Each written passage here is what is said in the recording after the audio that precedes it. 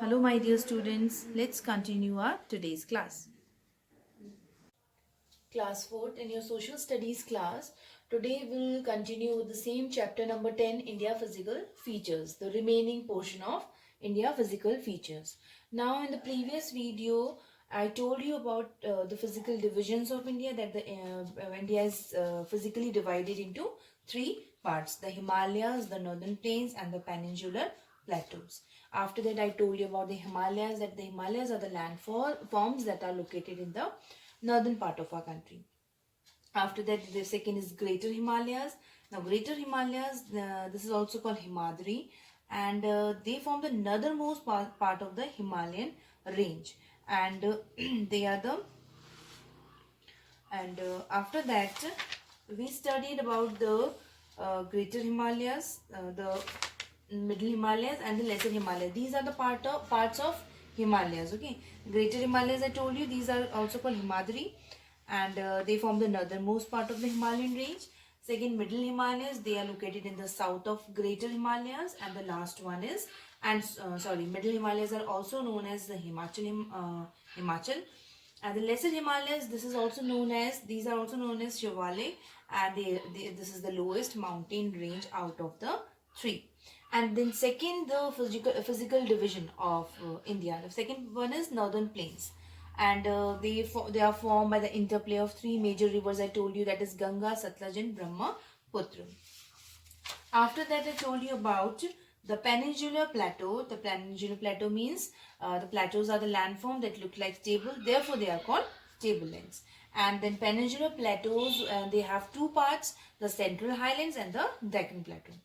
And the upper part of peninsular plateau is the central highland, and the Deccan plateau resembles as a large triangle, and it is the lowermost part.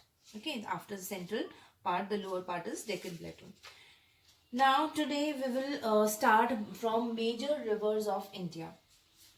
Now you all know that India is a land of many rivers. Okay, in India the many rivers are there. So starting from Ganga, the Indus and Brahmaputra, these are the rivers that flow in the northern plains. These rivers flow in only northern plains. Okay. After that, Mahanadi, Godavari, Krishna, Kaveri, Narmada and Tapi. These are the major rivers that flow across the peninsular plateaus in India. Now these are the rivers that flow in the peninsular plateaus in India. I told you about peninsular plateaus.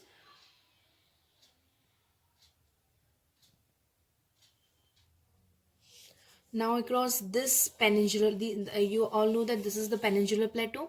Now across this peninsular plateaus, the major rivers, these major rivers that I told you about, Mahanadi, Godavari, and Kaveri, and Tapi, Narmada, Krishna, these all major rivers flow across this plateau.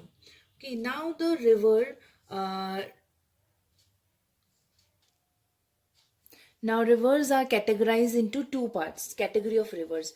First is perennial rivers and the second is non-perennial rivers. Now let us know about them in detail. What are perennial rivers and what are non-perennial rivers? Now the two types of rivers, two major categories of river. The first one is perennial river and second is non-perennial rivers. Now, what are perennial rivers? The rivers that have a continuous flow of water are called perennial rivers. Means the river that flow continuously throughout the year. These are called perennial rivers. It means these rivers, they never get dried up completely. They keeps on flowing through a whole year, and that is where they are also known as permanent rivers, because they do not they never get dried up. That is why, and because large volume of water, not only a little amount of water but large volume of water flow in these rivers, that also throughout the year. And the examples of perennial rivers are Ganga, Yamuna and Brahmaputra. Now these rivers, the perennial rivers, these flow in the northern plains.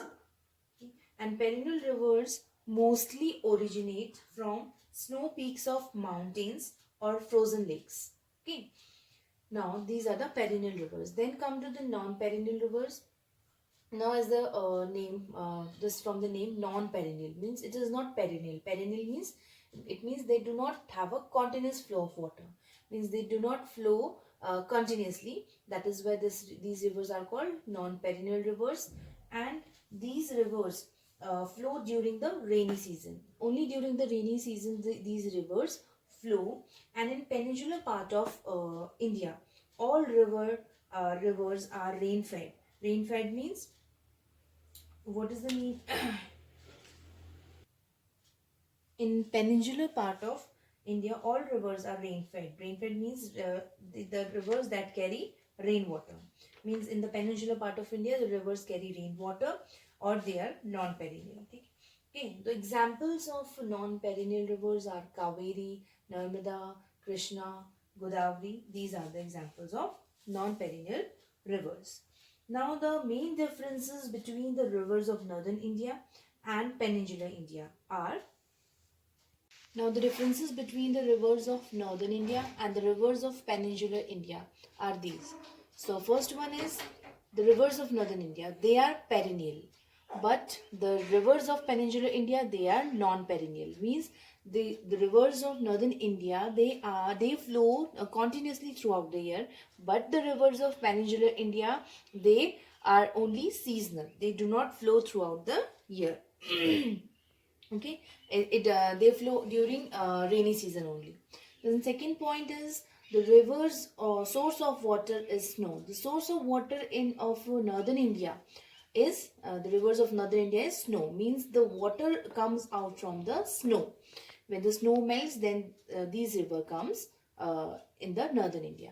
But here the source of water is rain, because here on they flow in during the rainy season only. This because of rain, because of rain they flow in rainy season. Third is these rivers are longer. Now the rivers of northern India are longer, but these rivers are comparatively shorter. They are not shorter, but compare as compared to the rivers of northern India, the rivers of peninsular India are shorter. Then the fourth is these rivers have more tributaries. Tributaries means more branches of rivers. Okay, the rivers have more branches. So these rivers have more tributaries, but here these rivers have less tributaries. They do not have more tributaries. After that, we have today we have completed this lesson, and you have to do the exercises of this lesson in book, true false and fill in the blanks, and rest of the questions in notebook very neatly and on time. Okay, so this much for today. Thank you.